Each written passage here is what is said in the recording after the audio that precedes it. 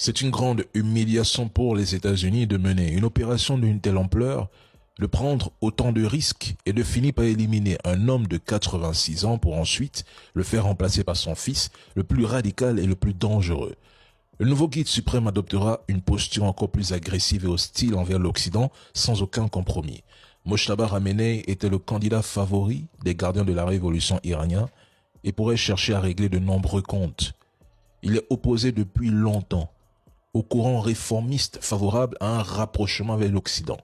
Il a consolidé son influence sous son père en devenant une figure centrale de l'appareil sécuritaire et du vaste réseau économique lié au pouvoir. Son accession au poste de guide suprême envoie un message clair à l'entité, à Donald Trump et à Washington.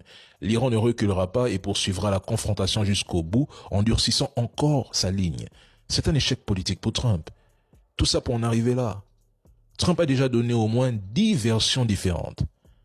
Tantôt il parle de renverser le gouvernement, tantôt il affirme qu'il s'agissait d'une frappe préventive parce que l'Iran voulait contrôler le Moyen-Orient et préparer une attaque, tantôt l'Iran voulait l'éliminer, tantôt il répétait que l'Iran était à 10 jours de l'arme nucléaire, un discours qu'on entend depuis plus de 20 ans.